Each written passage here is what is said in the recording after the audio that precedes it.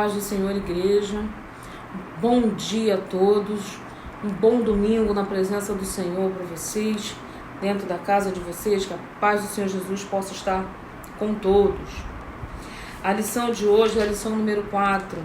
A iluminação espiritual do crente. Eu compartilhei a lição na sexta-feira para que os irmãos tivessem a oportunidade de ler o conteúdo, né? Até porque nesse período a gente sabe que nem todo mundo conseguiu estar com as revistas. Então vamos lá, o texto áureo diz assim, está em Efésios, 1º capítulo, versículo 17. Para que o Deus de nosso Senhor Jesus Cristo, o Pai da glória, vos dê em seu conhecimento o espírito de sabedoria e revelação. Sabedoria e revelação. Verdade prática. A vocação do crente inclui a herança de preciosas riquezas conferida aos eleitos pela grandeza do poder de Deus. A gente vai estar então tratando nessa lição também dessa questão da vocação do crente, né? E da herança das riquezas do Senhor. Leitura bíblica. Está em Efésios 1, do 15 ao 23. Diz assim: pelo que, ouvindo eu também a fé que entre vós há no Senhor Jesus e o vosso amor para com todos os santos, não cesso de dar graças a Deus por vós, lembrando-me de vós nas minhas orações, para que o Deus de nosso Senhor Jesus Cristo, o Pai da glória, vos dê em seu conhecimento o espírito de sabedoria e de revelação, tendo iluminados os olhos do vosso entendimento, para que saibais qual seja a esperança da sua vocação e quais as riquezas da glória da sua herança nos santos, e qual é a sobreexcelente grandeza do seu poder sobre nós, os que cremos, segundo a operação da força do seu poder, que manifestou em Cristo ressuscitando-o dos mortos e pondo-o à sua direita nos céus, acima de todo principado, e poder e potestade, domínio de todo nome que se nomeia, não só neste século, mas também no vindouro. E sujeitou todas as coisas a seus pés, sobre todas as coisas o constituiu como cabeça da igreja, que é o seu corpo, a plenitude que cumpre tudo em todos. Eu vou voltar à leitura do 16 e do 17. E diz assim: não cesso de dar graças a Deus por vós, não cesso de agradecer a Deus por vocês, lembrando-me de vós nas minhas orações, para que o Deus de nosso Senhor Jesus Cristo, o Pai da glória, vos dê em seu conhecimento o espírito de sabedoria e de revelação. Que na aula de hoje o Senhor possa estar entrando com esse espírito de sabedoria, com esse espírito de revelação, com essa compreensão e entendimento para mais essa lição. Amém? O objetivo geral: esclarecer a dimensão da nossa chamada, as riquezas da herança divina e a grandeza do poder de Deus. Esta chamada, ela não é uma chamada ministerial para cargos dentro da igreja. Ela é uma chamada entre você e o Senhor para viver com intimidade as riquezas das bênçãos espirituais que o Senhor tem para a sua vida. Amém? Introdução. Ainda no 1º capítulo, o apóstolo Paulo inicia uma longa sentença, assim dividida em 3 partes: ação de graças, oração intercessora e louvor e exaltação. Isso dentro do 1º capítulo que nós vamos estar fechando hoje. A partir da próxima aula a gente já vai estar entrando no capítulo 2 de Efésios. Por enquanto nós estamos na primeira parte de Efésios, que é onde Paulo dá graças, ele trata com louvor e exaltação. A referência da ação de graças é exatamente o que a gente leu agora. Não cesso de dar graças a Deus. Ele não cessa, ele não para de ser grato ao Senhor por vós, pela vida das pessoas. Amém? E a oração intercessora vem logo em seguida, quando ele diz assim, lembrando-me de vós nas minhas orações, que é quando Paulo ele intercede pelas pessoas em oração, intercede para que o Espírito Santo de Deus venha dar entendimento, porque tem coisas que só o Espírito Santo do Senhor pode nos dar entendimento. É quando nós somos espirituais, é o que a palavra fala, né? Quando nós somos espirituais, entendemos coisas do Espírito. Mas quando nós estamos na carne, nós entendemos as coisas da carne. E como naquele momento Paulo trata das coisas do Espírito, ele trata de Jesus Cristo, ele precisa que o Espírito Santo do Senhor venha com entendimento para dar clareza às pessoas. Amém? E no terceiro ponto que ele fala de louvor e adoração, confissão de louvor e adoração. E aí vou trazer referência de Atos 16, do 25 ao 40, que é Paulo e Silas na prisão. Mesmo presos, eles estavam entre louvores e orações, e louvores e adoração, independente da situação, independente do momento que eles estavam vivendo, independente do momento em que você estiver vivendo. Este é o exemplo. Louvor, adoração, oração. É o caminho da vida do crente, não tem outro. Porque o nosso refúgio vem do alto. E a gente só chama a atenção do alto se nós nos humilharmos e chamarmos a atenção do Senhor através de louvores e adoração e da oração. Amém? E ele vai dizer assim: somos exortados a louvar ao Senhor pela nossa eleição, buscar a iluminação do Espírito Santo para compreender a dimensão da nossa chamada, como eu disse, para viver as bênçãos do Senhor, para viver a vida da presença do Senhor, uma vida em Cristo, amém? E a herança divina, bem como entender a grandeza do poder do nosso Deus. O primeiro tópico é a esperança da vocação e as riquezas da glória. O apóstolo ensina que os salvos precisam ser iluminados para compreenderem quais são as esperanças da vocação e as riquezas da glória da sua herança. Volto a dizer, essas riquezas não são materiais, são riquezas espirituais, são as riquezas que nós vimos na lição 2. Eleição, porque você foi escolhido, você foi eleito. Predestinação, você é predestinado, foi o que nós vimos na lição passada. Nos fez agradáveis, limpou, nos purificou do nosso pecado, remiu-nos com o sangue de Jesus, acolheu-nos como filhos por adoção, revelou a sua palavra, que é o que ele tem nos revelado dia após dia, não só nos cultos, não só nos louvores, mas todas as vezes que nós abrimos a palavra do Senhor e buscando conhecimento. E ele nos selou com o Espírito Santo. Amém? São essas as riquezas que o Senhor tem para as nossas vidas. Amém? E ele vai dizer assim: o apóstolo se alegra em dar graças a Deus pela vida dos eleitos e por todas as bênçãos espirituais recebidas, tais como a eleição, a predestinação, a filiação, o dom do Espírito Santo. Ainda que você ainda não tenha se acostumado a buscar, não tenha se acostumado com eles, o dom do Espírito Santo, ele é presente de Deus para a tua vida.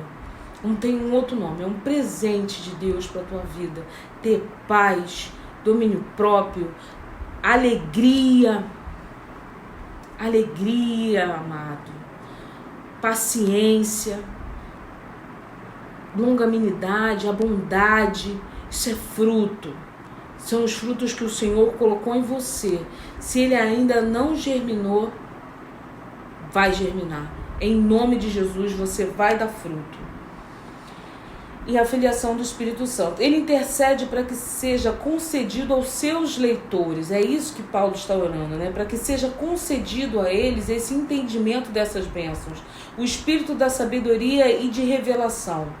Aí eu separei duas partes. Primeiro, intercede. Porque hoje nós estamos vivendo um momento em que você intercede por uma pessoa que está enferma. Você intercede pelas pessoas. Lembrei até das Déboras. Nós oramos pelos filhos, nós oramos por todos os jovens da cidade, nós oramos pelos jovens que estão no vício, que estão com problema nós oramos por vidas, independente de quem são essas vidas. E a minha pergunta para você é: você tem orado? Você tem intercedido? Todos os dias à meia-noite nós intercedemos pela nossa nação. Mas nós precisamos incluir nas nossas orações os que não estão na ignorância, os que não conhecem a Cristo. Tudo isso acontecendo e as pessoas ainda não se incomodaram. Quem convence as pessoas não sou eu, não é você. Quem convence é o Espírito Santo. O que nós precisamos fazer é orar. Amém? E a sabedoria, porque sem ela nada é possível. Ele vai dizer assim, o espírito de sabedoria e de revelação. Quando ele fala em revelação, Paulo logo em seguida vai dizer assim: quão maravilhoso é o Evangelho, mas ao mesmo de quão impossível é alguém perceber a glória dessas boas novas sem ser ensinado por Deus. Ele clama pelo Espírito Santo que venha trazer sabedoria, discernimento para essas pessoas. Revelação, para que as coisas sejam reveladas. Nós não estamos falando de revelamento. Nós não estamos falando de profetada. Nós não estamos falando de espírito de engano. Então, Paulo, ele clama para que o Senhor entre com o Espírito Santo e ele venha dar revelação. Todas as vezes que você se inclina diante da sua Bíblia para ler, o que você pede ao Senhor? Senhor, eu vou estar fazendo a leitura da tua palavra. Fala comigo, Espírito Santo de Deus, traz a revelação ao meu entendimento. Porque aí o Senhor, ele vai revelar a você exatamente aquilo que ele quer. Exatamente aquilo que ele quis dizer. Porque se você pegar a sua Bíblia e for ler, como se fosse um livro comum, é um livro comum. Mas se você chamar o Espírito Santo de Deus para fazer a leitura com você, a revelação é outra. O entendimento é outro. Você já nem está lendo sozinho. O Espírito Santo do Senhor está ao seu lado, falando com você quando você lê. Amém? E Paulo vai dizer assim: e alguém perceber a glória dessas boas novas sem ser ensinado por Deus. Querido, nós precisamos buscar dia após dia esse ensinamento de Deus, esse ensinamento do alto, está em intimidade com o que o Senhor está dizendo. Nós estamos passando um tempo difícil, ainda a tendência, vamos sair desse sufoco, vão vir outros, porque nós estamos chegando no momento em que Jesus volta para nos buscar. E aí a gente tem que estar pronto. Como é que você vai se preparar? É só aumentando a sua despensa? É buscando a palavra do Senhor. Porque somente estando em Cristo, você consegue vencer essas adversidades e não viver como os gentios. Não andeis ansiosos com o que é a vez de comer ou de beber ou de vestir. Porque com isso os gentios também se preocupam. Olha as aves do céu. Elas não ajuntam, não cegam, mas no entanto o Pai as sustenta. Para ter essa visão e esse discernimento de viver desta forma, só crendo na palavra do Senhor. Porque senão você vai pensar, as circunstâncias vão dizer que você enlouqueceu. Mas não. Quando você busca a face do Senhor, é o Senhor que ministra no teu coração. Eu te sustento. Eu te sustento. Eu te sustento. Até mesmo me lembrei da pregação do irmão Adailton na quinta-feira. O que ele diz para nós? O Senhor, ele vai entrar com você e vai dizer para você assim: vai que eu te sustento, vai que eu te garanto e eu te cubro, ou fique em casa que aqui eu te sustento também. Não vá a lugar nenhum, aqui eu te guardo. Como é que você consegue isso? Só buscando a face do Senhor, buscando ouvir a voz do Senhor, buscando serenar a sua alma, o seu espírito, para que você consiga ouvir o que o Senhor tem para falar com você. Se você estiver na agitação, você não ouve. Você acaba sendo levado por algumas circunstâncias e não vive aquilo que o Senhor tem para você. O Senhor não tem para nós nenhuma aflição, nenhuma dor. Ele nos fez para ter paz. Olha o primeiro fruto do Espírito. Paz é o primeiro fruto. E para ter essa paz, só tendo uma vida em Cristo Jesus. É impossível? A palavra do Senhor vai dizer que tudo é possível ao que crê. Amém? Por isso ele rogava para que os crentes recebessem capacidade de compreenderem por meio do Espírito Santo a esperança da chamada, as riquezas da herança e a grandeza do poder de Deus. Você precisa crer que Deus é soberano na sua vida. Mas isso tudo também só é possível com experiência. São as experiências que você vive com o Senhor que vão te dar essa tranquilidade para passar por essa e qualquer situação. Tudo que se levantar na sua vida, você tem uma vivência. Não, eu passei por um processo e naquele momento o Senhor entrou com livramento. E naquele momento o Senhor entrou com cura. E naquele momento o Senhor proveu a minha necessidade. Bateu alguém na minha porta e disse assim: olha, o Senhor mandou te entregar. Tocou, olha fulano, você está precisando, olha, eu tenho isso e isso aqui, você se incomoda se eu te der? Aí você vai pensar assim: como é que eu sabia que a minha despensa estava vazia? Como é que eu sabia que a minha conta estava para pagar e eu estava desesperado? É o Senhor.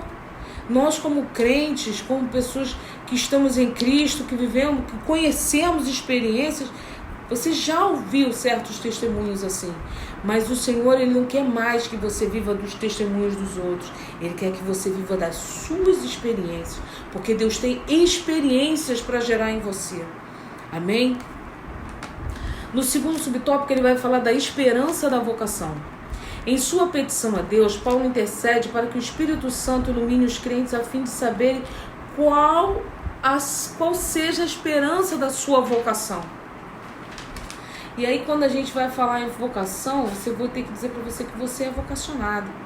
Nós já vemos dizendo, Paulo já vem dizendo nas lições, que você é predestinado a dar certo. Deixa de ouvir as coisas ao redor. Muitas vezes você pode não ter esse entendimento. Tem coisas que é você, mas tem coisas que sabe quando a gente ora e diz para que o Senhor repreender as setas? Que setas são essas, irmão? Seta é palavra. É uma palavra que é lançada e você nem percebe, mas aquilo te fere. E você começa a se sentir inferior, e você começa a se sentir diminuído, e você começa a acreditar que você não é capaz. O inimigo quer que você creia realmente que você não é capaz.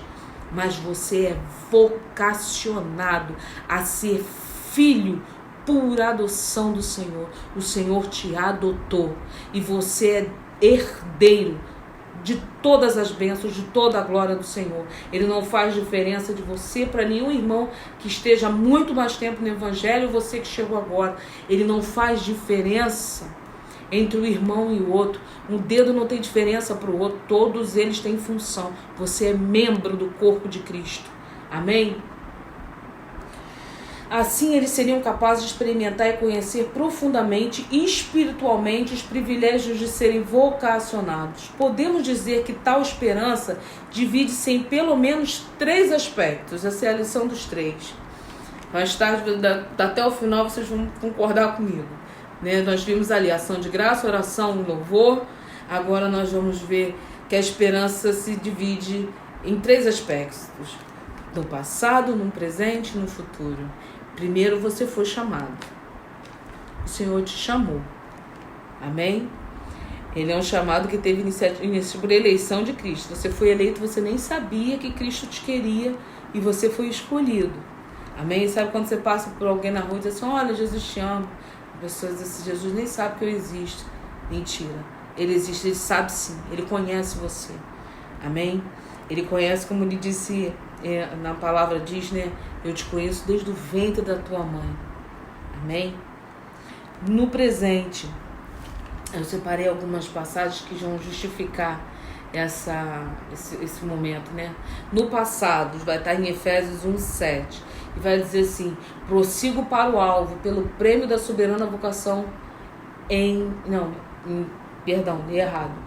1:7, diz assim, Efésios 1:7, nele temos a redenção por meio do seu sangue, o perdão dos pecados de acordo com as riquezas da graça de Deus. O perdão dos pecados, você nem sabia, já tinha sido perdoado. No presente, Filipenses 3,14. Filipenses 3,14 diz assim: prossigo para o alvo, pelo prêmio da soberana vocação de Deus em Cristo Jesus. Nós prosseguimos, nós não retrocedemos, nós prosseguimos. E o futuro, que está em Romanos 5,9.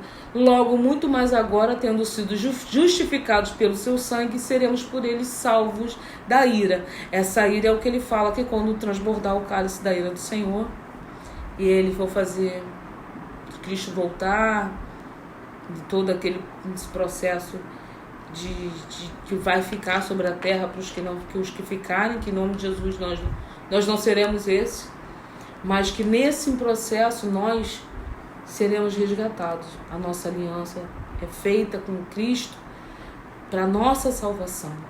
Amém? Como para vivermos como salvos. No terceiro subtópico ele vai falar das riquezas da glória da sua herança. Na oração, o apóstolo pede para que os crentes entendessem as riquezas da glória da sua herança. Quando eu estou falando de herança aqui nessa terra em carne, o que é herança? Herança é aquilo que o seu pai deixa para você. Aquilo que a sua família, ele faleceu, é o que você herda. E quando você é filho de Deus, que herança gloriosa é essa? É a salvação. Amém? Em Colossenses 1,12 vai dizer assim: dando graças ao Pai que nos fez idôneos para participar da herança dos santos na luz. Santo é o separado. Santo não é o perfeito, porque nós não somos perfeitos. Nós estamos aqui para o aperfeiçoamento dos santos. Aperfeiçoamento dos que separados. Amém? A expressão sua herança enfatiza o que Deus deu aos seus eleitos. Já o termo riqueza refere-se às maravilhosas bênçãos que acompanham o plano da salvação, tais como o perdão dos pecados, ele nos remiu, a adoção de filhos e as bênçãos que serão desfrutadas no porvir, como, por exemplo, vermos a Deus, a Cristo, o adorarmos. Sim, no aprazado, os fiéis estarão reunidos nas bodas do Cordeiro, está em Apocalipse 22, 3, 4. Então os salvos tomarão posse da herança preparada desde a fundação do mundo, Mateus 25, 34. São algumas referências que vêm na lição. No segundo tópico da lição, ele vai falar sobre a excelente grandeza e força do poder divino. É o versículo 19 de Efésios. E qual sobre a excelente grandeza do poder sobre nós? Os que cremos segundo a operação da força do seu poder.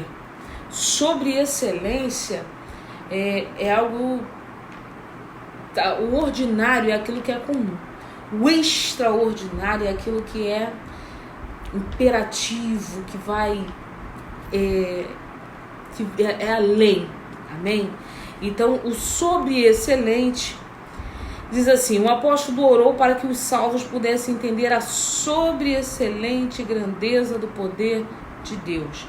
Perceba que a palavra sobre excelente é traduzida do grego, que na forma adjetivada significa extraordinário. É aquilo que é além, não é comum. É o que Deus tem para nós. A palavra não está vindo. Está em 2 Coríntios 4, 7. Que vai dizer assim: temos, porém, esse tesouro em vasos de barro, para que a excelência do poder seja de Deus e não de nós, porque a nós, como eu disse da outra vez, de nós, só na nossa carne, só o que nós pensamos não seria possível. A sobre excelência, ela é algo que ela é de Deus, é o sobrenatural, a palavra é essa, sobrenatural de Deus. Amém? E ele vai dizer assim: já a expressão seguinte O objetivo é enaltecer a magnitude do poder de Deus, que a tudo sobrepuja. O termo aqui traduzido por poder indica feitos miraculosos que requerem força fora de medida. Logo, a repetição desses termos indica apenas o maior de todos os poderes é capaz de realizar a transformação e a salvação do homem. Amém? É aquilo que o Senhor fala. Tudo é possível. O impossível é com Deus. O possível é comigo e com você. Mas aquilo que é impossível é com o Senhor. E aí eu trago como exemplo a boda, né? O primeiro milagre de Cristo, que vai estar em João 2, no primeiro versículo, em que Jesus vai transformar aquela água em vinho. Como eu disse outra vez, viver com Cristo é transformação. Não é possível você viver em Cristo, dizer que tem uma vida em Cristo e você não ser transformado por Cristo. Então, este milagre do ser diferente, do permitir que o Senhor te molde, esse é para Deus. Amém? E não é no muito falar não, porque quem convence é o Espírito Santo de Deus. E ele vai dizer assim: e que somente um poder tão grande assim pode operar e concretizar as bênçãos inclusas na esperança da vocação e nas riquezas da herança. A força do poder divino. Na sentença, segundo a operação da força do seu poder, o apóstolo faz uso de 3 vocábulos gregos, mais 3. Pai, Filho e Espírito Santo. Primeiro, a palavra operação, que é a tradução de energia. Também significa eficácia. O Senhor, ele é eficaz, ele é certeiro no que ele faz, sinalizando a ideia de poder em atividade. Segundo, a expressão força vem do termo que traz a ideia de intensidade. E, finalmente, que é indicado o poder inerente a Deus. Amém? Diz assim: a associação desses conceitos revela o poder potencial de Deus que é inerente à sua natureza divina. Opera em favor dos que creem. Para aprofundar essa impressionante descrição, Paulo apresenta 3 exemplos irrefutáveis da força desse poder. Primeiro, a ressurreição de Cristo. Segundo, a ascensão à direita de Deus nos céus. E terceiro, a sua elevação acima de todo domínio. Jesus, ele é a primazia, né, de tudo. A ressurreição de Cristo, ele foi o primeiro a ser ressuscitado. Essa é a esperança que nós temos da ressurreição. E segundo, a ascensão à direita. Antigamente, quem se sentava à direita do rei, por exemplo, era como um ministro, era alguém que tinha todo o controle sobre todas as coisas. Amém? Por isso ele fala de sentar à direita, estabelecer, porque nós sabemos que Jesus ensinava por parábolas, e a palavra, ela vem dentro daquele conceito dizer que o Senhor estava sentado à direita, reafirmava quem Cristo era. Amém? E a sua elevação acima de todo domínio, todo controle é assim, né? Deus está em Cristo, Cristo em Deus. Cristo, nosso exemplo de exaltação. Nesse ponto, veremos três aspectos da exaltação de Cristo que atestam grandiosidade do poder de Deus. A primícia dos que dormem. É o que nós vamos reforçar, o que acabamos de fazer desses 3 tópicos que nós lemos agora. Paulo enfatiza que o poder de Deus se manifestou em Cristo, ressuscitando-o dos mortos. De fato, o Novo Testamento descreve a ressurreição de Cristo como obra do poder de Deus Pai. Aí a revista, ela traz a referência em Atos 2:24 e 3:26. Eu vou ler o 3:26, que diz assim: ressuscitando Deus a seu Filho Jesus, primeiro enviou a vós, para que nisso vos abençoasse no apartar a cada um de vós das vossas maldades. Amém? Ao ressurgir dentre os mortos, Cristo foi feito primícia dos que dormem. Ele foi o primeiro a ressuscitar. Assim sendo, a ressurreição de Jesus é a garantia de que seremos ressuscitados. E ele vai trazer outra referência que vai estar em 1 Coríntios 15, 14. Para quem tem dúvida da ressurreição, no 15, 14 ele vai dizer assim, Paulo vai dizer assim: e se Cristo não ressuscitou, logo é vã a nossa pregação, e também é vã a nossa fé. Nós precisamos crer na ressurreição de Jesus Cristo, né? Porque ela está atestada em si, né? Que Jesus ressuscitou. E ele vai trazer outra referência que vai estar em 1 Tessalonicenses 4, 13 e 14, que diz assim: não quero, porém, irmãos, que sejais ignorantes acerca dos que já dormem, ignorantes como aquele que não sabe, que não conhece, tá? Para que não vos entristeçais como os demais, que não têm esperança. Porque se cremos que Jesus morreu e ressuscitou, assim também aos que em Jesus dormem, Deus os tornará a trazer com ele. A nossa esperança é que viveremos com Deus na glória, um céu de glória. Amém? E ele vai dizer assim: Cristo elevado à direita de Deus. É o segundo subtópico do terceiro capítulo, do terceiro tópico da lição que nós vamos estar lendo. Cristo elevado à direita de Deus. Paulo reforça o poder de Deus quando da elevação de Cristo ao trono, pondo-o à sua direita nos céus, em Efésios 1:20. Aqui está em foco a ascensão de Cristo em referência à promessa messiânica. Está em Salmos 11, em Salmo 110, em Atos 1:6. O grau de exaltação para uma posição de honra e autoridade indica o completo triunfo de Cristo sobre o pecado e as forças do mal. Esse triunfo também está assegurado aos salvos. Está em 1 Coríntios 15, 56 e 57. Diz assim, 1 Coríntios 15, 56, 57. Onde está, 55 ele vai dizer assim: onde está a morte, o teu aguilhão? Onde está o inferno, a tua vitória? Ora, o aguilhão da morte é o pecado, e a força do pecado é a lei. Mas graças a Deus que nos dá a vitória por nosso Senhor Jesus Cristo. Portanto, meus amados irmãos, sede firmes e constantes, sempre abundantes na obra do Senhor, sabendo que o vosso trabalho não é vão no Senhor. Nós não trabalhamos para o Senhor por barganha. Eu vou fazer a obra porque eu vou morar no céu. Eu vou fazer a obra porque o Senhor está vendo e vai me abençoar. Eu vou fazer a obra porque eu vou dar ao Senhor para o Senhor me dar. Deus não é Deus de barganha. Deus não é Deus de troca. Ele conhece o teu coração. Ele conhece o teu interior. Então ele sabe exatamente que quando você está entregando algo, quando você está fazendo algo por amor ou por interesse. Nós temos um pai. Todo pai conhece o seu filho. Nós, como pais, sabemos quando nossos filhos vêm a nós com segundas intenções. Esse menino chegou perto de mim com tanta coisa, está querendo alguma coisa. Assim também é Deus. Nunca me deu nada, agora vai fazer? O que meu filho quer?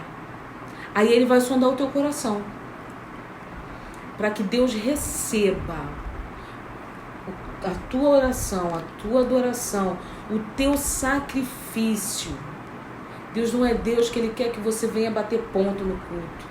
Ele quer que você venha prestar um culto a Ele. Ele quer que você venha se entregar a Ele. Que quando você dobrar o seu joelho dentro do seu quarto para falar com Deus, que também não precisa ser na igreja, se dirá se precisasse, que nós já estamos mais de um mês nessa situação, de não podermos ao templo. Então Deus, o que Ele quer? Ele quer que quando você dobrar o seu joelho, que você tire tudo e seja sincero, porque para a sua oração chegar no trono da glória, o Senhor está sentindo a tua sinceridade. Ele consegue sentir tudo que você faz, todo o sacrifício que você faz para a obra, todo o sacrifício que você faz com o Senhor não é vão. Amém? E a nossa recompensa não é aqui. O Senhor, Ele pode até nos abençoar com algumas coisas que são do nosso desejo, mas a nossa maior bênção é a nossa salvação. Amém? não nos fez assentar nos lugares celestiais. Assim, tanto a ressurreição como a ascensão de Cristo são obras do poder do Pai. O Pai estava em Cristo, porque o Senhor Cristo era submisso, ele foi submisso às vontades de Deus. Quando ele sobe no monte, que ele está em oração, e ele diz para o Senhor: Pai, passa de mim esse cálice, mas todavia, se possível for, passa de mim esse cálice. Ele sabia o tamanho da aflição que ele ia passar. Mas o que ele diz em seguida? Mas faça a tua vontade. Ele estava ali para ser entregue como cordeiro. Ele não ia relutar, ele não ia debater. Quando Deus manda você fazer alguma coisa, você bate o pé, faz o bico e diz assim: não vou. Não vai? Jesus não tinha isso. O Senhor mandou e ele fez. Ele sabia que nasceu nessa vida como homem para ter essas experiências e para ser exemplo. Porque se Jesus viveu o que viveu, passou o que passou, teve os 12 discípulos de Jesus, eram os mais variados, personalidades mais diversas, gênio, temperamento, mas ainda assim Jesus os escolheu, tratou com aqueles homens, ensinou aqueles homens, lidou com todo o temperamento, até mesmo com Judas. Aí às vezes você é atraído e você não perdoa, mas Jesus não perdoou. Esse é o exemplo, esse é o caminho. É que você, todas as vezes que as coisas... Tem um filme que chama Em Seus Passos o que Faria Jesus. Nessa quarentena nós estamos vendo todos os filmes possíveis sobre a vida de Cristo, os temas evangélicos mais variados. E é o que nós devemos fazer, né? E nesse filme, todas as pessoas... O foco é, toda vez que você tiver um questionamento, você se perguntar: meus passos, o que faria Jesus? O que faria Jesus numa situação como essa? Você tem que refletir. Que a gente não pode agir por nosso impulso, pela nossa vontade, pela nossa carne. Nós estamos na carne, nós estamos no pecado, nós estamos ainda vivos aqui. Então nós precisamos ter uma forma, uma saída de pensar como Cristo pensou, porque Ele é o nosso exemplo. No terceiro subtópico ele vai falar de Cristo exaltado sobremaneira, é exatamente sobre esse exemplo de Cristo. Nesse ponto, Paulo ensina que o poder de Deus exaltou Cristo acima de todo principado e poder e potestade, domínio, de todo nome que se nomeia. Significa que ele foi exaltado acima de toda eminência, do bem e do mal e de todo título que se possa conferir nessa era e também no porvir. O resultado desse triunfo traz o duplo benefício para a igreja. Primeiro, que Deus fez Cristo cabeça da igreja. E segundo, que Deus designou a igreja para ser a expressão plena de Cristo. Vamos viver uma vista da plenitude com Cristo. E isso significa que nenhum poder pode prevalecer contra a igreja do Senhor. Como é que eu vivo essa plenitude com Cristo? E o primeiro exemplo disso é viver conhecendo a Cristo, buscando conhecimento em Cristo e vivendo submisso à sua vontade. Já não vivo mais eu, mas Cristo vive em mim. Então você é nova criatura. Então nós precisamos que Cristo seja o nosso exemplo. O que Jesus faria? Como é que eu faria para viver uma vida com Cristo? Como em Cristo eu resolvo essa situação? Tudo que você faz, você precisa pedir direção ao Senhor. Já no primeiro momento, você precisa pedir direção ao Senhor. Lembra Josué? Os homens vieram, carinha de coitadinho, carinha de pobre coitado. Nós temos fome. Acolhe-nos, cuida de nós. Josué vai lá e acolhe aqueles homens. E aqueles homens usam de quê? De má fé com Josué. Por quê? Porque Josué não consultou o Senhor se ele devia ou não acolher aqueles dois homens. Mas, mesmo enganado, o que Josué faz? Josué sela uma paz com eles, dizendo para eles: então vocês vão trabalhar. vocês vão tirar água, vocês vão cuidar disso, vocês vão ter funções, e nós vamos, os gibeonitas, né? E ali se faz uma aliança, através de uma traição, através de uma enganação. Mas por que Josué foi enganado? Porque Josué não perguntou ao Senhor se ele devia ou não acolher aqueles 2 homens. Amém? Então, eu queria fazer a leitura de Efésios 2:5, porque nós precisamos ter em mente o exemplo de Cristo. Então tá assim, em Efésios. Estando nós ainda mortos em nossas ofensas, nos vivificou juntamente com Cristo pela graça. Juntamente com Cristo pela graça sois salvos. E lê também Filipenses 2:5, de sorte que haja em vós o mesmo sentimento que houve também em Cristo Jesus, que sendo em forma de Deus, não teve por usurpação ser igual a Deus, mas aniquilou-se a si mesmo, tomando a forma de servo, fazendo-se semelhante aos homens, e achando na forma de homem, achado na forma de homem, humilhou-se a si mesmo, sendo obediente até a morte e morte de cruz, pelo que também Deus o exaltou soberanamente, lhe deu um nome que é sobre todo nome, para que ao nome de Jesus se dobre todo o joelho dos quais estão nos céus e na terra e debaixo da terra, e toda a língua confessa que Jesus Cristo é o Senhor, para a glória de Deus. Amém?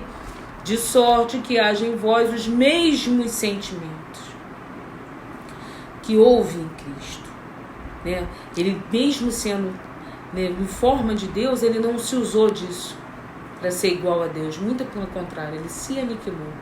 Em forma de homem, ele foi homem, né? Ele se achou como homem naquele momento, se humilhando, obedecendo até a morte. E não foi uma morte fácil, né, querido? Foi uma morte de cruz. Conclusão. Embravecido com as bênçãos espirituais, Paulo mantém a adoração contínua ao eterno Deus, atitude que deve ser seguida por todos os salvos.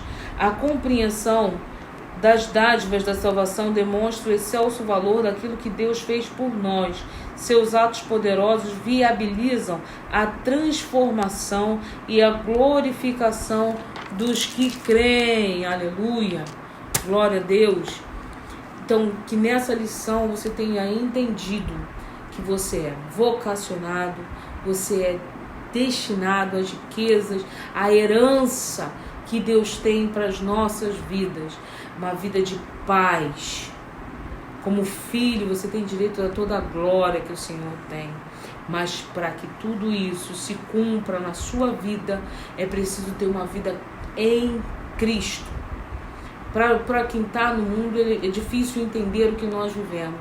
Mas nós que já temos conhecimento da palavra do Senhor, é direcionado.